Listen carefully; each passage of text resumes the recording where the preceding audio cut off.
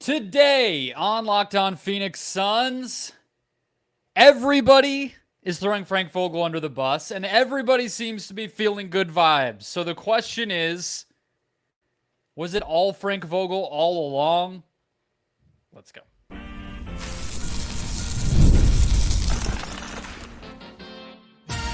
You are Locked On Suns, your daily Phoenix Suns podcast, part of the Locked On Podcast Network. Your team every day.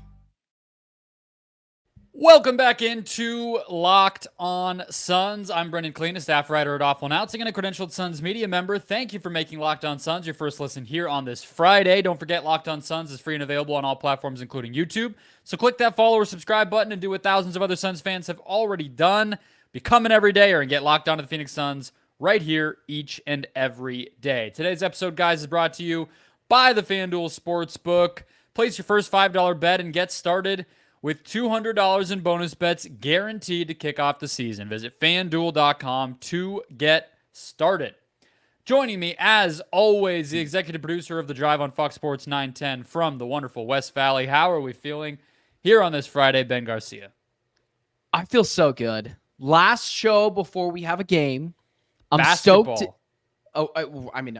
We got it Real. all. I'm stoked.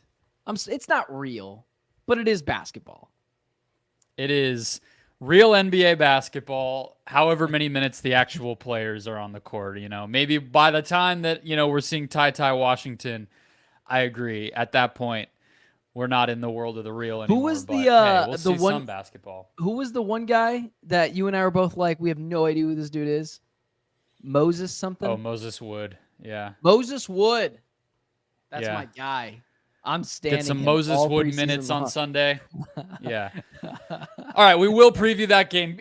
Ben and I will each give something we're watching for, something we're excited or intrigued by on that Sunday 6:30 p.m. game. We'll also have a recap of that game just so you have that heads up in advance right afterward. But let's start here, Ben. It's not like everybody is, outside of Yusuf Nurkic, who did say Frank Vogel explicitly. Nobody's really going out of their way to say Frank Vogel was this, Frank Vogel was that, but it's not exactly hard to read between the lines when players are talking about, Bradley Beal at practice today, that it's like night and day vibes-wise, and everybody feels a little bit of, pep in their step, and nobody can say enough good things about Bud, that Frank Vogel may have been even less liked than we thought at the time, than we thought when he got fired. It just keeps getting worse for the dude here, even though he's not around anymore.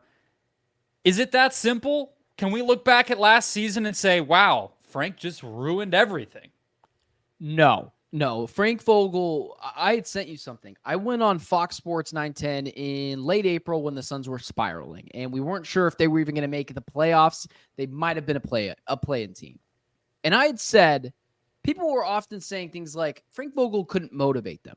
And my whole argument was, this team's got Bradley Beal, Kevin Durant, Devin Booker. I don't even care about everyone else. They should be motivated enough by the star power that they have. But there is the caveat of, I'm watching some of the the training camp media and some of the video that's coming out, and I'm like, could it have been Frank Vogel? I just don't really believe that in a sport like basketball that is so player-driven and so star power motivated, and it's not like the NFL. It's just not. I mean, Frank Vogel won a championship with LeBron James. No one gives Frank Vogel the credit. No, Frank Vogel, his greatest rise to fame is taking Lance Stevenson, Roy Hibbert, and Paul George to an Eastern Conference Finals, and if I'm not mistaken, taking them all the way to a Game 7. I just think clearly the players did not respect him at all. He had such a low IQ offensively, and that's what this team is offensively. But I do think you add the fact that they had no wing depth. You add the fact that their big men were not very good. And the thing that I thought was their third biggest problem, but still a glaring need, there's no point guard. And also, kind of the biggest elephant in the room, no one was ever healthy. And that's not Frank Vogel's fault, because we saw the numbers when they were together. Still a top 10 offense. Can that get better? Yeah. I mean, I do think Frank Vogel being gone does help, but it's not everything. It's just not. And I do think a lot of that has to do with the players being so ecstatic because we do think that they kind of fixed some of the problems that they had. Where are you at? Yeah, no, it's not all Frank Vogel. And all the reasons you said are valid. I don't disagree. I think it's always funny to look back in hindsight and see when the next head coach takes over how much better set up they always seem to be, right? It's like Monty gets fired because, for all we knew, only getting to game 6 of the second round and laying an egg at home wasn't good enough after you go get Kevin Durant. And then by the next season, okay, the next guy has Bradley Beal and, all these role players we got excited about. And then this year it's like, well, you take the whole rotation and add like 3 more vets to it. Of course, you're going to feel a little bit better. But the biggest reason that I'm not able or willing to say that Frank Vogel was some nuclear bomb that went off in this whole thing last year is they didn't fire him right away. I'm not convinced that they knew they were going to move on from Frank Vogel. And I always just feel like, I don't know if it's just that we have so many sports we care about or there's so much time that passes. We forget about these things. Like you've heard me harp about the salary discrepancy between Bud and Vogel. It's like, people can say whatever they want. We called it Fluff Day instead of Media Day the other day. We got to remember the reality, right? Like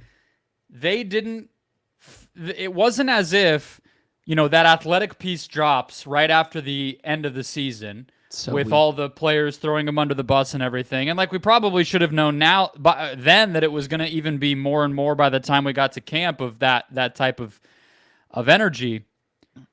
But they didn't fire him the minute that athletic piece hit. They didn't fire him the next day. They gave a whole press conference where they still didn't know the exact fate of Frank Vogel, right? So I think that they fired Vogel once they put the feelers out and were able to determine that they had an opportunity to hire Mike Budenholzer. So if Matt Ishbia, James Jones, Josh Bartelstein, maybe even the superstar players, maybe we can debate whether it was a difference between the front office and the players. If that whole brain trust didn't look at the issue right after the season and diagnose that Frank Vogel needed to be gone ASAP, clearly he wasn't the only thing wrong, even if that's convenient to say now. I forgot that Frank Vogel was not fired right away. Matt Ishbia had that press conference, and then he spoke with a bunch of players, and I think what ultimately put it... Because I'm going to be honest with you, I don't care if Grayson Allen liked him or not. I don't care if Yusuf Nurkic liked him or not. It's like what I mentioned to you before. It's a star-driven league. When they brought, and I believe it was reported that Ishbia brought in, I think it was just KD and Devin Booker. And I'm sure Beal was in on these conversations, but largely his opinion doesn't matter as much as the other two. I think they made the call. But also, I think what fans need to realize is if Budenholzer, if they don't have a under-the-table deal done, that Mike Budenholzer is going to be their head coach, they don't fire Frank Vogel. They don't. What else was out there? Look what the Lakers did. They went and got an ESPN analyst for their team. I don't think a lot of it was Frank Vogel. In fact, I'll be the one to admit I was wrong because I was. Clear. The season hasn't even started yet, but I'll admit I was wrong. I don't think I would have fired Frank Vogel. I was on record saying, I don't care what you do. There's so many other problems outside of Frank Vogel with this team that is not just about coaching. I don't care about motivation. Yeah. Figure it out. And I think I'm always a coach defender. I'm the same way. I always am going to look at the roster first. I mean, it's the NBA. They fired David Blatt with the Cavs, and I think he was the first seed in the East when they fired him. I mean, they fired the Milwaukee Bucks head coach, and I think they were the second seed in the East. Like, coaches are interchangeable. I don't really care. I think the biggest problem with Frank Vogel, and I do think this is worthy of him being fired because it's the NBA and coaches are whatever. And if you have an owner like Ishbia, it doesn't really matter. They just weren't compatible. The Suns, for some reason, thought you could put an offensive-driven team whose identity is we are just going to outscore you with a defensive prowess head coach who is a very good defensive head coach and, gotta just be honest, for the most part, got the most out of this team defensively. Those two things just didn't match. The defensive culture and the offensive culture, those two things just don't match. And when you have a guy like Kevin Durant who can play defense but still isn't really as good as he used to be, Devin Booker's a fine defender, not great. Bradley Beal's a willing defender. The identity of this team wasn't that. And going and getting Mike Budenholzer was clearly the right decision to marry these two teams. But only because they went and got the other pieces around him. Bud is, it's a funny thing that can happen in the NBA where a coach can become so accomplished and have such a clear scheme on both ends that you actually don't even think of them as being a one side of the floor or the other coach anymore. Like, I actually don't even know in San Antonio, was Bud the offensive guy or the defensive guy? I think offense, but I don't even know because he's not like Vogel where he's a coordinator who happens to get more responsibility. And that happens in football a little, but I think it's unique to basketball because there's not, real coordinators and all that kind of thing. And the head coach has to kind of be comfortable with both. So I think that's a fantastic point. Let's answer this question then. If it's not all Vogel, then why in the world is everybody feeling so good? We'll try to give the reasons why coming up next. Coming back, first, today's show is brought to you guys by the GameTime app, the best place to buy a ticket. GameTime has a new feature called GameTime Picks. It makes getting tickets for your favorite live events even easier. GameTime Picks filters out the fluff to show you only incredible deals on great seats, so you don't have to waste time searching through thousands of tickets. Let's see. I don't want to make anybody upset. I get it. I get trash in the comments for it. I am a little bit of a Padres fan. I have my D-backs allegiances still. Trash him. Trash me. I'm not wearing the hat. I've been holding back everybody. I have it. It's, maybe I do switch right before I record. I won't reveal my secrets there. But San Diego's so close, and I happen to have an uncle who lives there, meaning I don't have to pay for a hotel room. I have my eye on some playoff games over there if it works with the other travel that I already have booked. We'll see. I don't know. Game Time's going to hook me up, though. All-in pricing, those Game Time picks showing me the stuff that I can actually afford right up at the top. And the view from the seat. I've been to the ballpark. That's a really useful one. Wherever you're going, whatever you want to see, Game Time delivers the best price ever. That's the bottom line. Take the guesswork out of buying tickets with Game Time. Download the app, create an account, use the code LOCKEDONNBA for $20 off your first purchase. Terms apply. Create an account, redeem the code LOCKEDON, again, for $20 off. Download Game Time today. What time is it? Game Time. Game Time. Keeping it rolling. All right, Ben. Okay. We established it can't possibly just be all the head coach, as simple and nice of an explanation as that might be if it were real. But that doesn't take away from the fact that you mentioned training camp quotes videos. We've all seen them all over social media. Everybody is feeling really good. And it almost would make more sense if it was just Vogel, because it would be like, well, he's gone and they're all happy. So you kind of asked me this question a little while ago, like, if I've sensed that the vibes were better, and I wasn't fully ready to commit to it on media day, but I think it's undeniable now. Why do you think everybody, they just got swept? Why is everybody so damn happy? What's going on here? Well, I think when you have the entire season to mull over the fact that you were a complete and utter disappointment, and there's no other way to put it. We had championship aspirations, and this team didn't even win a singular playoff game. So when you have all that time to mull it over, all you can think about is how excited you are to prove everyone wrong. So when you add that and you get really lucky and get Tyus Jones on this team, and you add a new head coach to this that is a championship caliber head coach, not a bubble championship head coach, not a coach who was coached basically under LeBron James, a championship caliber head coach, all that stuff just kind of jives really well. Also, remember, Bradley Beal had that back injury that none of us knew about until it hit training camp. He seems to be healthy right now. And then lastly, the first day of school is always kind of fun. You see all your friends again. Everyone's back together. You're itching to get back on the court. It's kind of like the first day of school right now. You're not really doing anything tough. It's the syllabus. You're seeing your friends. Everyone's in a good mood. The teacher AKA Mike Budenholzer is not going to chew anyone out in the first day. Everyone's excited to see each other. There's no questions right now of, hey, so why did Kevin Durant put his head down against the Sacramento Kings down 10? Like, there's no questions about that right now. It's all about like, hey, how can Tyus Jones make you better? Hey, Bradley Beal, what's your mentality going into this? Like, that stuff's easy. So with all those combinations of things, including the big bad teacher of Frank Vogel is gone, I think that's what it is. But that vibe is very, very fragile. The Suns opened the season. I don't remember correctly the teams, but Clippers. I know it's very well. No, I know the Clippers, but I know after that it's very tough.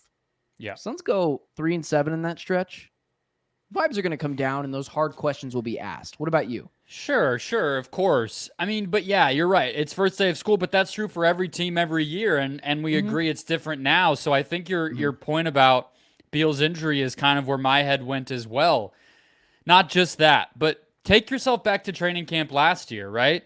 Not only did Beal not get to participate much, but you also had, well, his injury really set in right after the first preseason game, if we're being exact, but still. You also had a trade that blew up this entire roster, like days before media day, if we can all remember that, right? Yusuf Nurkic, Grayson Allen, suddenly part of this team. Frank Vogel seemed pretty thrilled to be coaching DeAndre Ayton, and then all of a sudden he wasn't anymore. And I would even throw in the fact that there was a competition. I think one of the things, aside from just getting veterans in the door for the sake of it and the stability you get from that, one of the points I was making, Ben, all summer before we were doing this together was I think that there will just be a little bit of a settling of roles here. Ryan Dunn and Osoi Ighodaro and Jalen Bridges and Colin Gillespie, if you want to throw them in, they're the young guys. That is what it is. Maybe they play, maybe they don't. But Tyus Jones, Mason Plumlee, Royce O'Neal, Grayson Allen, those guys know their roles. Again, go back to last year. All the role players who I always throw names out as kind of like almost a joke in hindsight, the players we thought were going to round out this rotation last year, this time in 2023 had no clue what their destiny was going to be. It was immediately from day one, cutthroat, I got to fight for everything I'm getting. If you look good in practice, that means I'm losing minutes. That I think they wanted that to breed a lot of competition and energy and spirit among the players. I think it did the opposite. I think that players got really down very quickly because they were just at each other's throats metaphorically in order to earn their spot. And then I think the last thing is, I think the players who were here, who knew they were coming back, they probably went into the offseason crossing their fingers that anything could get better. All right, we have this coach. We don't really know if he's going to stay. We don't really love him. We got this roster, but I'm not exactly sure what the second apron is, but I know it's going to make us a lot harder to get better. And then now they get into camp. It's October. They're moving back into Phoenix. They're here. And it's like, wow, we got a point guard. We got Bud. Things kind of worked out. So, I mean, if I'm them, it's a lot chiller in camp, and things kind of clicked in a way that I wouldn't have known was possible even in April. So I guess it makes sense, but you're right. Let's just hope it continues, I guess, no matter why it's happening. There is also an aspect of a lot of these guys know each other. Devin Booker and Tyus Jones go way back. They were in the same draft class. They had mentioned that on Media Day. Grayson Allen and Tyus Jones, they go back to college. Kevin Durant, Devin Booker are obviously good friends. Nurkic, it seems like everyone just really likes the guy. Royce O'Neal, not much of a connection, but he was here last year. They just feel more connected. Well, Royce and KD are buddies from Brooklyn. Brooklyn Nets. That was the thing when he got here. Yeah. I forgot about that. That was the whole Brian Windhorst. The Nets just traded a first-round pick for Royce O'Neal. Forgot about that as well. But these guys, there is a real connection to this team where last year it was just a bunch of guys where they didn't really know each other. And last year, I wasn't really sure they liked each other. And honestly, if I'm just being dead honest with you, I don't know how much Bradley Beal is best buds with these guys in his off time, which is not really that big of a deal. Yeah, they still might not love each other, right? I mean, we don't know. I do think Booker, Durant, those two love each other clearly. Tyus Jones is definitely in that mix. Grace now, it seems like everyone really likes that guy. Nurkic, it just feels like a glue guy, but Bradley Beal really is that odd man out in this situation where it does just kind of feel like they are very connected. And that's something they didn't have last year, man. It was a bunch of guys thrown together in the last minute. And your assumption, or I guess I should say your observation of the DeAndre Ayton trade, forget about that, man. You were closing a chapter. You were bringing in Grayson Allen. Everyone felt like you didn't get as much as you thought you were going to get in that deal. And I say the Bradley Beal injury because, yes, in the first preseason game, it did act up. But there was the story or there was the reporting that potentially this back injury might have been kind of lingering from last year or whatever it was. Yeah. So I think just with all that, man, and the big bad teacher is gone. No one liked him. And that's a common enemy where everyone can still kind of joke about Vogel. Like, that's things that the Suns didn't have together last year. They have the experience of like, hey guys, remember when we came back from 20-something points to the Kings? Like, and also the first year of a super team never goes as well as you think it's going to go. Outside of the Boston Celtics years ago and the Golden State Warriors, who were literally the greatest team of all time. I just think it's that simple, man. It was a connectivity. They like each other. And I don't think that was the issue last year. It's real chemistry, and that's why it kind of gets me fired up. Yeah, let's hope, right? I think you're right to point out all the relationships. And all my point was with Beal is that even if you're right, I mean, I have no idea if he's I don't know either. out or anything. I'm just assuming. Yeah, but even if we just say, okay, maybe not everybody is best friends. They're all going to be hanging out by the pool, all camped together or anything. They just have to respect each other and play well together. And I do have confidence that they can at least do that. Let's look ahead to the preseason game. Ben and I will each throw out one thing we have our eye on as the Suns travel to California to play. I mean, it's a rivalry, but it's preseason. Let's just we can go, still Brendon. get hyped Let's about just it. go. It's a rivalry game. Beat LA. Who cares if it's preseason? We'll get there next. First, today's show is brought to you by the FanDuel Sportsbook. NFL fans start the season with a big return on FanDuel, America's #1 sportsbook. So when you get that hunch in the middle of the game, you can check out the latest stats, view live play-by-play, and so much more, all on the same page where you place your bets. I got page in place that time. They tricked me with that one. I've been screwing it up. You're welcome, everybody. You get started with $200 in bonus bets guaranteed when you place your first $5 bet. Let's see what we have here. If you guys want to bet to make me upset and go with Yamamoto and the Dodgers to beat the San Diego Padres at home in Game 1 on Saturday, the line is -1.5 runs. I've always told you guys, do the first 5 inning lines on baseball games. It's a lot better. Then you don't have to get into relief pitching. I guess in the playoffs, you might even, you got to do like first 2 innings because these guys get pulled so much. But that's a little safer. You got over-unders on runs. You got money lines. Baseball betting's fun. You just got to pay attention. Put it wherever you want because the point is you're getting $200 in bonus bets, all at FanDuel.com. Closing out the show here. All right, Ben, what do you got in your eye? What will be in your eye? What do you want to be in your eye in this Suns-Lakers preseason game? I'm going back and forth between two things, but I don't want to take yours. My honorable mention is and I'll be quick. Makes you feel better, I haven't decided on mine yet. I'm actively thinking about it, so you will not be stealing. I'll give like an honorable mention. And I'll be quick about it, Okay. and then I'll get into the one that I really care about. Okay. Honorable mention. I just want to see the offense that we've been promised in some aspect. Now I get it. You're not throwing out everything out there. You're being a little vanilla. You're just trying to get shots up. You're just trying to get your feet back under you.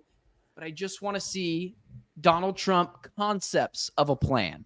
And then as well, when you go over to the main thing that I want to see is sweet baby Ryan Dunn. I want to see Ryan Dunn and Oso Iguodaro, but I just have less of a belief that he's going to be able to do so. Ryan Dunn, though, I want to see him look comfortable and confident. It's like the biggest thing for rookies. Imagine you are in any aspect, you're the youngest guy, you're trying to run with a bunch of guys you've never ran before, you're trying not to do too much, you're trying not to be selfish, you're trying to look confident, you don't want the opposite team to double you because you're scared, you'll pick up your dribble. I just want to see him look confident. I'll focus on the shot later. And same with Oso a little bit, but mainly Ryan Dunn. I need to see that he believes that he belongs here. And that means leaning into what he does best. Defense, defense, defense. Maybe a flash play, a dunk, but just be confident because there are a lot of us, me, Ryan Dunn Fan Club, who are rooting for you to change everything for this team. What is yours? Well, a couple things off that first.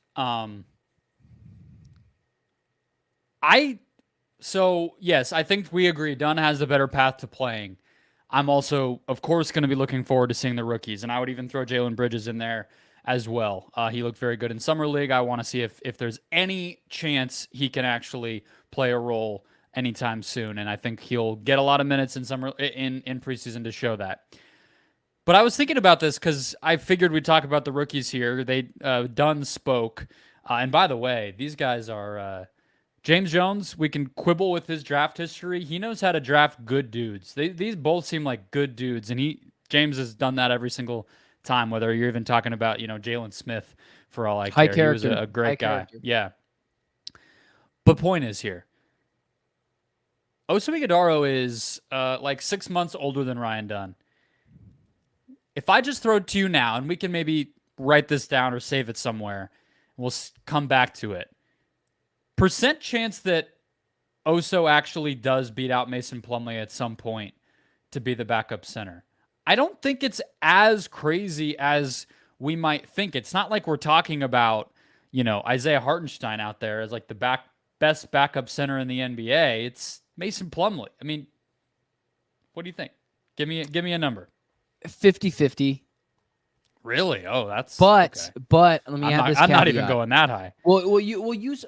I'm not so high on Mason Plumlee. I think he's shield your Suns fans. I do think he's closer to Drew Eubanks than we're willing to admit, but we'll see.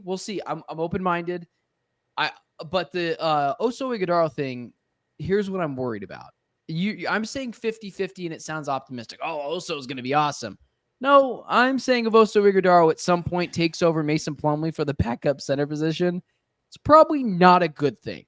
And that's where I'm at on it. I don't say 50-50 because I'm ecstatic about it. I'm actually more on the pessimistic side about it. I think Mason Plumlee has a higher floor than Eubanks just because he's older and more skilled. You're probably right. Whereas Eubanks, when the ball would get to his hands, it was just like, oh, crap, And the way the Suns played, and I think the way that they'll even play this year with Nurkic being a playmaker, that's just going to happen at times, and it just got so bad. I don't think Plumlee's going to be quite the black hole, which makes me think it's a little more consistent, and makes me think that Oso doing that is probably closer to 20%, 25%. But look, if he does really well in these next few games in the preseason, we'll be having a much different conversation even like 2 weeks from now. What I wanted to point out, though, is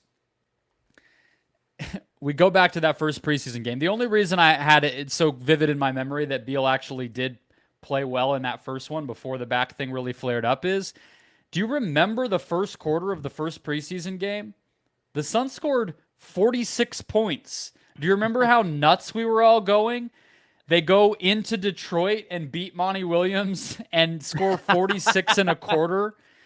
And Booker, Beal, and Durant each had 10-plus points in like 10-plus minutes. And it was like, wow, this is going to be every bit of what we hoped it would be.